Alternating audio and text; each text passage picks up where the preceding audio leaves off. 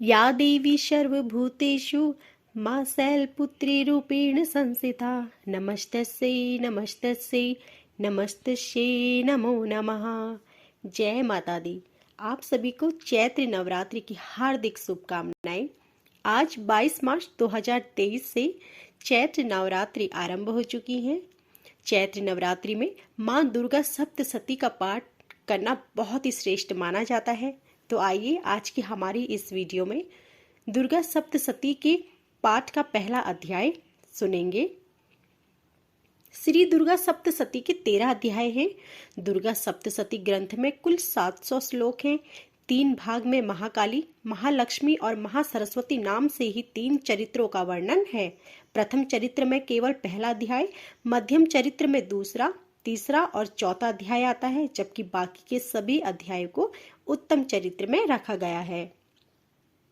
दुर्गा सप्तशती का पाठ आप कितने दिन में पूरा करना चाहिए? यदि आप 13 अध्याय को किस तरह पाठ करेंगे, आइए जानते हैं। आप 7 दिन तक करेंगे। अगर आप एक दिन में इन 13 अध्याय यानी तीनों चरित्रों का पाठ नहीं कर पाते हैं तो आपको प्रथम दिन में पहला अध्याय करना है, दूसरे दिन में 2 पाठ, द्वितीय और तृतीय अध्याय करना चाहिए, तीसरे दिन में 1 पाठ, चतुर्थी अध्याय का कीजिए, चौथे दिन में आपको पंचम, षष्टम, सप्तम और अष्टम अध्याय के 4 पाठ करने होंगे। 5वें दिन 2 अध्याय, नवम और दसम अध्याय का पाठ कीजिए। छठे दिन आपको सिर्फ 11 अध्याय करना है और 7वें और आखिरी दिन आपको 2 पाठ, द्वादश और फिर ओदश अध्याय का पाठ करना है, यानी 12वां और 13वां अध्याय करना है। इसके बाद एक आवृत्ति सप्तशती की पूरी हो जाती है। तो इस तरीके से आप 7 दिन में 13 अध्याय हैं, उन्हें विधि पूर्वक कर सकते हैं। दुर्गा सप्तशती का पहला अध्याय मधु और कैटभ की हत्या पर आधारित है। तो आइए माँ दुर्गा का मन ही मन ध्यान करते हुए आरंभ करते हैं। भगवान विष्णु के सो जाने पर मधु और कैटभ को मारने के लिए कमल जन्मा ब्रह्मा जी ने जिनका स्तवन किया था, उन महाकाली देवी का मैं सेवन करता हूँ। वे अपने 10 हाथों में चक्र, गदा, बाण, धनुष, परिघ, शूल मस्तक पर धारण करती हैं। उनके 3 नेत्र हैं। वे समस्त दिव्य आभूषणों से विभूषित हैं। उनके शरीर की कांति नीलमणि के समान है तथा वे 10 मुख और 10 पैरों से युक्त है। ओम चंडी देवी नमस्कारम। मार्कंडेय जी बोले, सूर्य के पुत्र सावर्णी जो 8वें मनु कहे जाते हैं, उनकी उत्पत्ति की कथा विस्तार पूर्वक कहता हूँ। सुनो सूर्य कुमार, महाभाग सावर्णी भगवती महामाया के अनुग्रह से जिस प्रकार मनवंतर के स्वामी हुए, वही प्रसंग सुनाता हूँ। पूर्व काल की बात है। स्वारोचित मनवंतर में सुरत नाम के एक राजा थे जो चैत्र वंश में उत्पन्न हुए थे। उनका समस्त भूमंडल पर अधिकार था। वे प्रजा के अपने औरस पुत्र की भांति धर्म युवक पालन करते थे। तो भी उस समय कोलाविंध्यवसी नामक क्षत्रिय उनके शत्रु हो गए। राजा सूरत की दंड नीति बड़ी प्रबल थी। उनका शत्रुओं के साथ संग्राम हुआ। यद्यपि कोलाविंध्यवंशी संख्या में कम थे तो भी राजा सूरत युद्ध में उनसे परास्त हो गए। तब वे युद्ध भूमि से अपने नगर को लौट आए और केवल अपने देश के राजा होकर रहने लगे। किंतु वहां भी उन प्रबल शत्रुओं ने उस समय महाभाग राजा सूरत पर आक्रमण कर दिया। राजा का बल क्षीण हो गया था, इसलिए उनके दुष्ट, बलवान एवं दुरात्मा मंत्रियों ने वहां उनकी राजधानी में भी राजकीय सेना और खजाने को हथिया लिया। सूरत का प्रभुत्व नष्ट हो चुका था, इसलिए वे शिकार खेलने के बहाने घोड़े पर सवार होकर वहां से अकेले ही एक घने जंगल में चले गए। वहां उन्होंने विप्रवर मेधा मुनि का आश्रम देखा, जहां कितने ही हिंसक जीव परम शांत भाव से रहते थे। मुनि के बहुत से शिष्य उस वन की शोभा बढ़ा रहे थे। वहां जाने पर मुनि ने उनका सत्कार किया और वे उन मुनि श्रेष्ठ के आश्रम पर इधर उधर विचरते हुए कुछ काल तक रहे।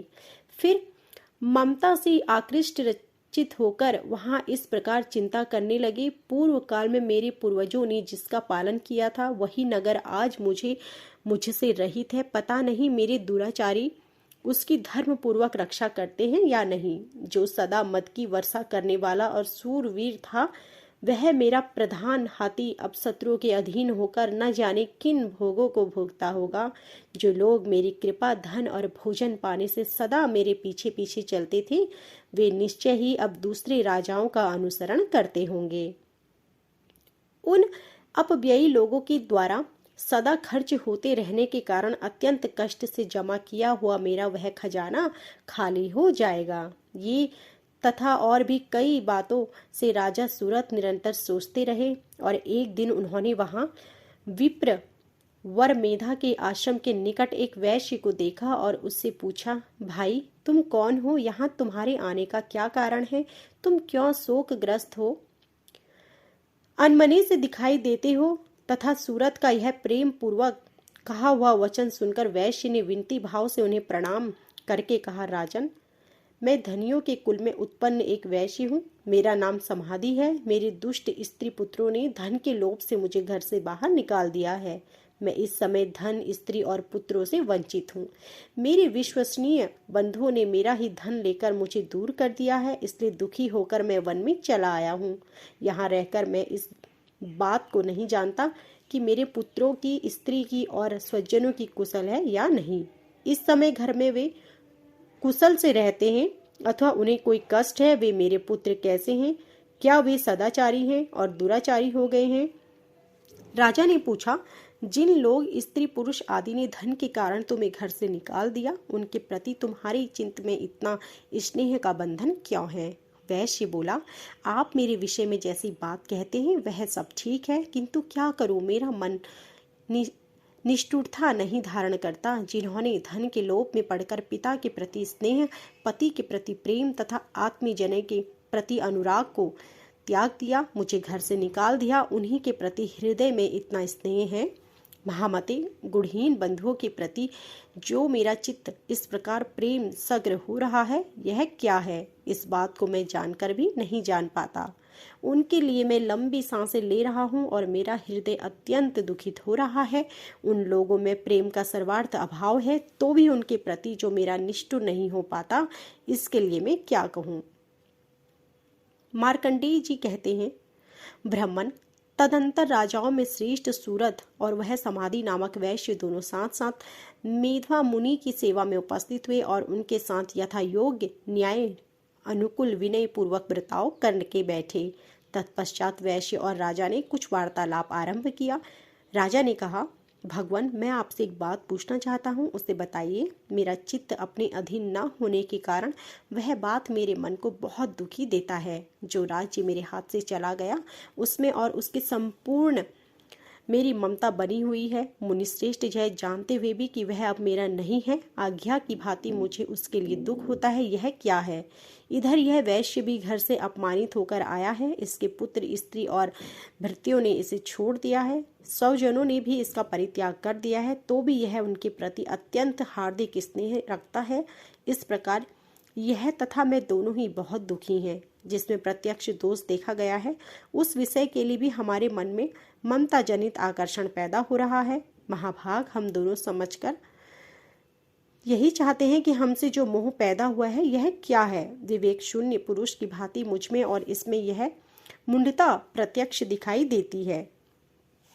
ऋषि बोले, महाभाग, विषय मार्ग का ज्ञान सब जीवों को है। इसी प्रकार विषय भी सबके लिए अलग अलग है। कुछ प्राणी दिन में नहीं देखते हैं और दूसरे रात में नहीं देखते हैं, तथा कुछ जीव हैं जो दिन और रात्रि में भी बराबर देखते हैं। यह ठीक है कि मनुष्य समझदार होते हैं, किंतु केवल वे ही एक ऐसे नहीं होते।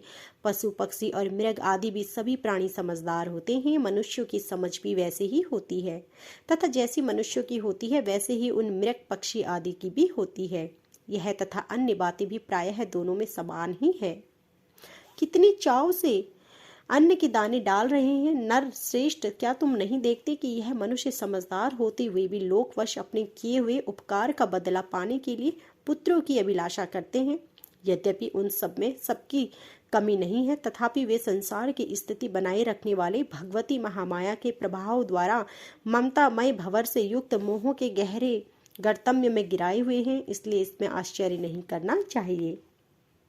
जगदीश्वर भगवान विष्णु योग निद्रा रूप जो भगवती महामाया है, उसी में यह जगत मोहित हो रहा है। वे भगवती महामाया देवी ज्ञानियों के भी चित्त को बलपूर्वक खींचकर मोह में डाल देती है। वे ही इस संपूर्ण सराचर जगत की सृष्टि करती हैं तथा वे ही प्रसन्न होने पर मनुष्य को मुक्ति के लिए वरदान देती हैं। वे ही परपर विद्या, संसार बंधन और मोक्ष की विहित भूतु सनातनी देवी तथा संपूर्ण ईश्वरों की भी अधिशरी हैं। राजा ने पूछा, भगवान जिन्हें आप महामाया कहते हैं, वे देवी कौन है? ब्राह्मण, उनका आविर्भाव भी कैसा हुआ तथा उनके चरित्र कौन कौन है? जैसा स्वरूप हो और जिस प्रकार प्रादुर्भाव हुआ, वह सब मैं आपके मुख से सुनना चाहता हूँ। ऋषि बोले, राजन, वास्तव में तो देवी नित्य स्वरूपा है, संपूर्ण जगत उन्हीं का रूप है, तथापि उनका प्राकट्य अनेक प्रकार से होता है, वह मुझसे सुनो। यद्यपि वे नित्य और अजन्मा है, तथापि जब देवताओं का कार्य सिद्ध करने के लिए प्रकट होती हैं, उस समय लोक में उत्पन्न हुई कहलाती हैं। कल्प के अंत में जब संपूर्ण जगत एकार्ण वर्ण में निमग्न हो रहा था और सबके प्रभु भगवान विष्णु शेष नाग की शया बिछाकर योग निद्रा का आश्रय ले रहे थे, उस समय उनके कानों के मैल से दो भयंकर असुर उत्पन्न हुए, जो मधु और कैटप के नाम से विख्यात हुए। वे दोनों ब्रह्मा जी का वध करने के लिए तैयार हो गए। भगवान विष्णु के नाभि कमल से विराजमान प्रजापति ब्रह्मा जी ने जब दोनों भयानक असुरों को अपने पास आया देखा और भगवान को सोया हुआ देखा, तब एकाग्रचित होकर उन्होंने भगवान विष्णु को जगाने के लिए उनके नेत्रों में निवास करने वाली योग निद्रा का स्तवन आरंभ किया, जो इस विश्व की जगत को धारण करने वाली, संसार का पालन और संहार करने वाली तथा तेज स्वरूप भगवान विष्णु की अनुपम शक्ति है। उनकी भगवती निद्रा देवी भगवान ब्रह्मा स्तुति करने लगे। ब्रह्मा जी ने कहा, देवी तुम ही स्वाहा, तुम ही स्वधा, तुम ही षष्टाचार हो। नित्य अक्षर प्रणव में अकार उकार मकार इन तीनों मात्राओं के रूप में तुम ही स्थित हो, तथा इन तीनों मात्राओं के अतिरिक्त जो बिंदु रूपा नृत्य अर्ध मात्रा है, जिनका विशेष रूप से उच्चारण नहीं किया जा सकता, वह भी तुम ही हो। देवी तुम ही संध्या सावित्री परम जननी हो। देवी तुम ही इस विश्व ब्रह्मांड को धारण करती हो, तुमसे ही इस जगत की सृष्टि है। हे जगन्मयी देवी, इस जगत की उत्पत्ति के समय तुम सृष्टि रूपा हो, पालन काल में स्थिति रूपा हो तथा कल्प काया समय में संहार रूप धारण करने वाली हो। तुम्ही महाविद्या, महामाया, महामेधा, महास्मृति, महामोह रूपा, महादेवी, महासुरी हो। तुम तीनों गुणों को उत्पन्न करने वाली हो। तुम ही ईश्वरी, तुम ही बोध रूपा बुद्धि हो। लज्जा, पुष्टि, तुष्टि, शांति और क्षमा हो। तुम शूलधारिणी, घोर रूपा तथा गुदा, चक्र और धनु धारण करने वाली हो। बाण और परिघ ये भी तुम्हारे अस्त्र हैं। तुम सौम्य और सौम्यतर हो। जितने भी सौम्य एवं सुंदर पदार्थ हैं, उन सब की अपेक्षा तुम अत्यंत सुंदरी हो। पर और अपर सबसे परे रहने वाली परमेश्वरी तुम ही हो। जो कुछ वस्तुएं हैं और सबकी जो शक्ति है, वह तुम ही हो। जो इस जगत की सृष्टि, पालन और संहार करते हैं, उन भगवान को भी तुमने निद्रा के अधीन कर दिया है। अब तुम्हारी स्तुति करने में यहाँ कौन समर्थ हो सकता है? मुझको भगवान तथा भगवान विष्णु को भी तुमने ही शरीर धारण करवाया है। अब तुम्हारी स्तुति करने की शक्ति किसमें है? देवी तुम तो अपने इन उदार प्रभावों से ही प्रशंसित हो। ये दोनों दुष्कर्म असुर मधु और कैडब है, इनको मुंह में डाल दो और जगदीश्वर भगवान विष्णु को शीघ्र ही जगा दो। साथ ही इनके भीतर इन दोनों महान असुरों को मार डालने की बुद्धि उत्पन्न कर दो। ऋषि कहते हैं, राजन, जब ब्रह्मा जी ने वहां मधु और कैटब को मारने के उद्देश्य से भगवान विष्णु को जगाने के लिए तमोगुणी की अधिष्ठात्री देवी योग निद्रा की इस प्रकार स्तुति की, तब वे भगवान के नेत्र, मुख, नासिका, बाहु, हृदय और वक्ष स्थल से निकलकर ब्रह्मा जी की दृष्टि के समक्ष खड़ी हो गई। योग निद्रा से मुक्त होने पर जगत के स्वामी भगवान जनार्दन उस एकाग्र जल में शेषनाग की शया से जाग उठे। फिर उन्होंने उन दोनों असुरों को देखा। मधु और कैटब अत्यंत बलवान तथा पराक्रमी थे और क्रोध से लाल आंखें किए ब्रह्मा जी को खा जाने के लिए उद्योग कर रहे थे। तब भगवान विष्णु ने, श्री हरि ने उठकर उन दोनों के साथ 5000 वर्षों तक केवल बाहु युद्ध किया। वे दोनों भी अत्यंत बल के कारण उत्पन्न हो रहे थे। इस महामाया ने उन्हें मोह में डाल रखा था, इसलिए वे भगवान विष्णु से कहने लगे, हम तुम्हारी वीरता से संतुष्ट हैं, तुम हम लोगों से कोई वर मांगो। श्री भगवान बोले, यदि तुम दोनों मुझ पर प्रसन्न हो तो अब मेरे हाथ से मारे जाओ, बस इतना सा ही मैंने वर मांगा है, यहाँ दूसरे किसी वर से क्या लेना है। ऋषि कहते हैं, इस प्रकार धोखे में आ जाने पर जब उन्होंने संपूर्ण जगत में जल ही जल देखा, तब कमल नयन भगवान से कहा, जहाँ पृथ्वी जल में डूबी हुई ना हो, जहाँ सूखा स्थान हो, वहीं हमारा वध करो। ऋषि कहते हैं, तब तथात्सु कहकर चक्र और गदा धारण करने वाले भगवान ने उन दोनों की मस्तक अपनी जांघ पर रखकर चक्र से काट डाले। इस प्रकार ये देवी महामाया ब्रह्मा जी की स्तुति करने पर स्वयं प्रकट हुई। अब पुनः तुमसे उनके प्रभाव का वर्णन करता हूँ। इस प्रकार श्री मार्कंडेय पुराण में सार्वणिक मनवंतर की कथा के अंतर्गत देवी महात्म्य में मधु कैटभ वध नामक पहला अध्याय पूरा हुआ।